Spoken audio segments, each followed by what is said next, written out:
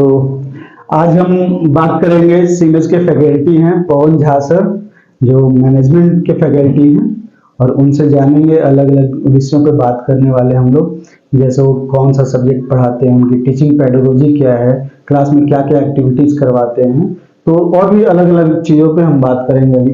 तो सर से स्वागत है सर आपका। जी बहुत बहुत स्वागत। नमस्कार। नमस्कार सर। हम चाहेंगे कि थोड़ा सा ब्रीफ इंट्रोडक्शन अपने बारे में थोड़ा बताएं। श्योर क्यों नहीं। Group of institution, I have done PhD from Magadh university in July 2014 और मैं एक छोटे से गांव से बिलोंग करता हूं जो कि दरभंगा डिस्ट्रिक्ट में है, और गांव का नाम गोमिश्र लगमा है, घनश्यामपुर प्रखंड है। और वहां से मतलब अपना सफर हम स्टार्ट किए, मैट्रिक पास करके पटना में आए, तब से पटना में ही हम यहाँ पर हैं। और जहाँ तक टीचिंग एक्सपीरियंस की बात है तो लगभग सीमेज कॉलेज में मुझे 11 साल हो गया कंप्लीट, और बाहर में भी अपना इंस्टीट्यूट का भी कुछ दिन का एक्सपीरियंस है। ओवरऑल 22 ईयर मुझे लगभग एक्सपीरियंस है, टीचिंग एक्सपीरियंस। जी।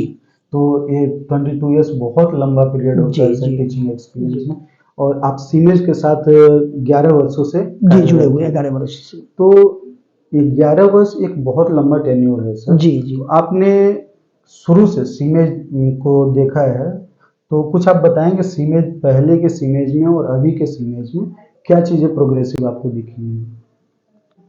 पहले और आज के अगर सीमेज को हम अगर देखें तो सबसे, चूंकि जैसे हम सभी कोई जानते हैं कि टेक्नोलॉजी जो है सो डे टू डे चेंज होता है। हाँ। तो उस मामले में हमारा सीमेज का सबसे बड़ा खासियत यहाँ पर ये है कि ये टेक्नोलॉजी के साथ अपडेट रहते हैं। ठीक है, इसमें कोई मतलब जो है, मेरे जो खुद डायरेक्टर सन है वो एकदम डे टू डे अपने आप को अपडेट रखते हैं, संस्थान को भी अपडेट रखते हैं। और जहाँ तक कि हम लोग मतलब एक मॉस, यहाँ पर आप देख रहे होंगे सामने प्रवीण जी मॉस है, मॉस तक हम लोग नहीं चलाने आता था, जो कि हम लोग आज अपने एक्सपर्ट हो गए इसमें मामले में। ये सर का ही देन है और टेक्नोलॉजी का ही देन है। तो ये एक बेसिक डिफरेंसेस है। दूसरी तरफ अगर हम कुछ टीचिंग पेडोलॉजी की बात करें तो उसमें भी हमको देखने को आता है कि पहले जो बोर्ड का था, जो हम लोग लिखते थे, तो मतलब उस मार्कर का, व्हाइट बोर्ड पर जो है सो मार्कर का यूज करते थे।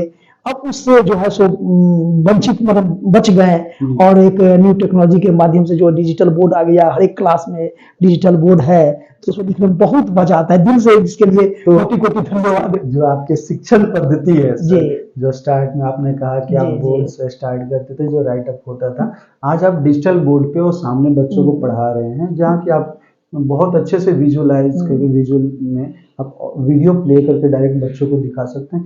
तो क्या होता है, जब बच्चे पढ़ते हैं किसी चीज को, तो उनका पढ़ना एक क्रिया है, लेकिन अगर कोई चीजों को देख रहे हैं, विजुअल देख रहे हैं, तो वो जल्दी समझ पाते हैं। तो अब आपको शायद ये चीजें आसान होगी कि बच्चों को समझाने में आज के प्रवीण जी, अगर इसको देखा जाए आज के आधुनिक युग में, मॉडर्न युग में अगर हम इसको कहा जाए, तो मतलब अगर बिना टेक्नोलॉजी का हम कल्पना करें, कल्पना हो ही नहीं सकता है।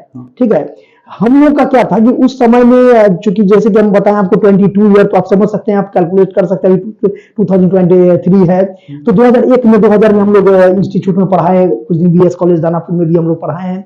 तो वहां पर भी तो चौक सिस्टम था। ठीक है, और ये सौभाग्य नहीं था कि उस टाइम में टीचर के पास में कंटेंट रहते हुए भी जो होता था एकदम से पूरा का पूरा एकदम से बोलना पड़ता था बच्चे को, थियोरेटिकल पार्ट। और मेरा तो सब्जेक्ट जो प्रवीण जी है, सो ऐसा सब्जेक्ट है कि बच्चे अगर इस सब्जेक्ट पर चाहे तो अपने आप, मतलब जॉब ओरिएंटेड सब्जेक्ट इसको अभी उसी पे बात कर रहे हैं सर। जी। तो आप सीमेज में कौन कौन सा सब्जेक्ट पढ़ाते हैं? सीमेज में बेसिकली हम तो मतलब जो इंडस्ट्रियल रिलेटेड सब्जेक्ट है, जिसको हम लोग एड ऑन भी कर सकते हैं, वो सब्जेक्ट भी, फंडामेंटल अकाउंटिंग है वो भी लेते हैं, एडवांस है वो भी लेते हैं।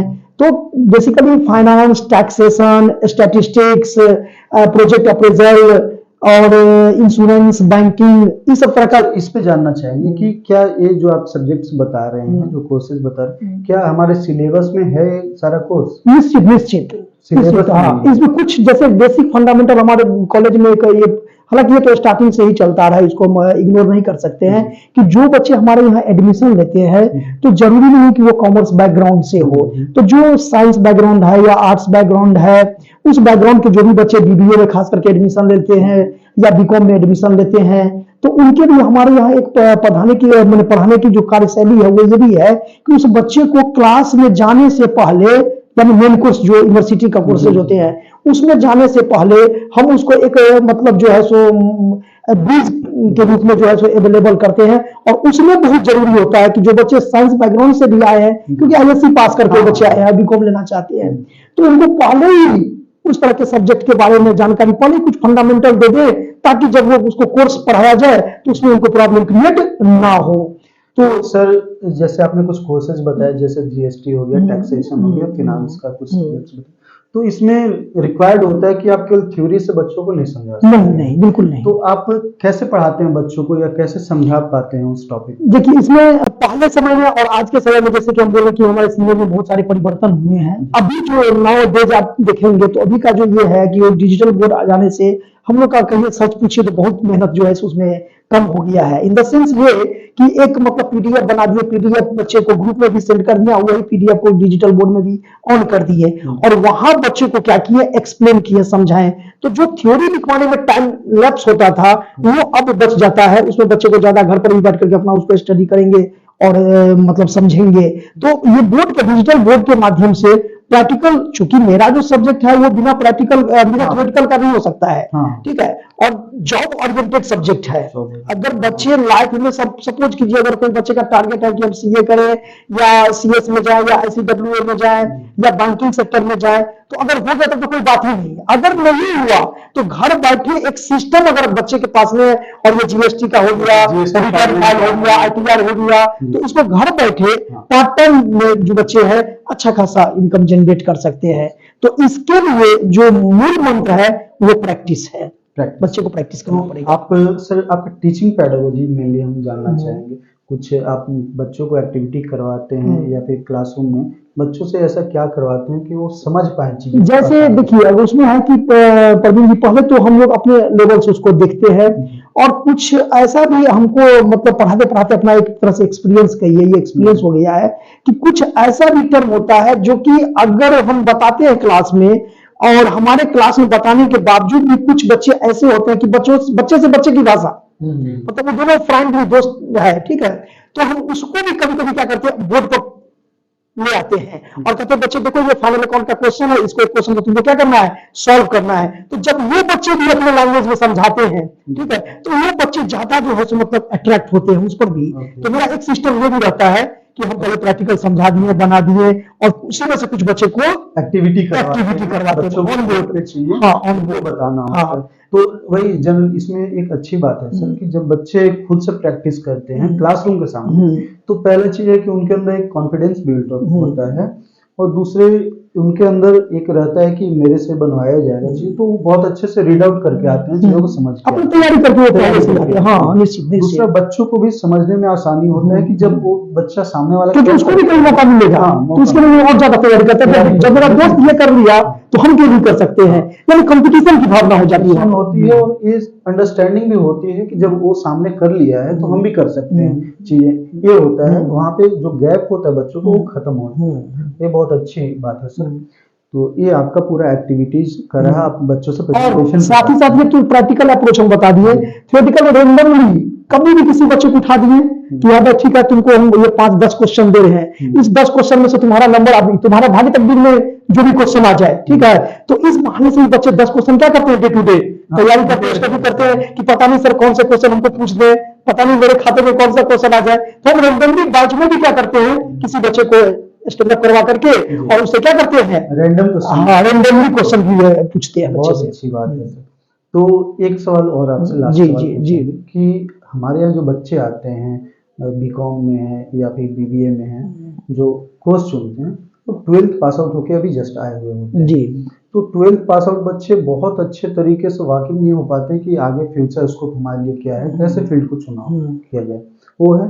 दूसरा, अभी आने वाले कुछ महीनों में 12th का एग्जाम होने वाला है, तो उन बच्चों को आप क्या सलाह देंगे कि वो अपना एग्जाम का, अभी तो उनको जो पढ़ना था वो तो पढ़, हाँ, रिवीजन की बात करते हो, रिवीजन देखिए, अब जैसे कि हम सभी को जानते हैं, चाहे बिहार बोर्ड हो, चाहे सीबीएसई हो या चाहे एससी हो, लगभग जो भी बच्चे तैयारी कर लिए हैं, तो जैसे कि एक पॉइंट हम प्रवीण जी आपको पहले बता चुके हैं कि मेरा सब्जेक्ट जो है वो प्रैक्टिस का है, ठीक है।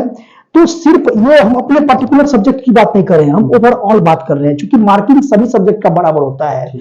तो बच्चे के लिए सबसे पहले ये है कि एक तो रूटीन बना ले वो सारे सब्जेक्ट का, और रूटीन बनाने के बाद वो बच्चे क्या करें कि जैसे गोल की कैसे तो गोल मिर्च जैसे गोला होता है, ठीक है, माना कि उतना गोला नहीं होगा, लेकिन फिर भी चूंकि यूनिवर्सिटी का क्वेश्चन पेपर भी हम चेक किया अभी, तो मुझे ये भी रियलाइज हुआ है, तो लिखावटी सुंदर होनी चाहिए, ठीक है ना। तो लिखावटी, और वो सुंदर कब होगा कि जब आप प्रैक्टिस करोगे। तो प्रैक्टिस आपको डे टू डे रूटीन के हिसाब से करना पड़ेगा। अब आते हैं अपना पर्टिकुलर सब्जेक्ट पर, अकाउंटेंसी। अब अकाउंटेंसी में क्या है कि उसका स्कोर आप कैसे कर पाओगे, तो उसका स्कोर ये है कि आप जब भी चाहे थ्योरी लिखो या प्रैक्टिकल बनाओ, एकदम कम टू द पॉइंट्स, और पॉइंट जो भी आप लिखो उसको अंडरलाइन करो, ताकि एकदम अट्रैक्ट हो जाए, जो कॉपी चेक करने वाले जो एग्जामिनर है वो अट्रैक्ट हो जाए, वो अट्रैक्ट हो जाएंगे, हाँ, ध्यान उसका जाना चाहिए। तो एकदम अंडरलाइन करना चाहिए, हैंडराइटिंग सुंदर से लिखनी चाहिए,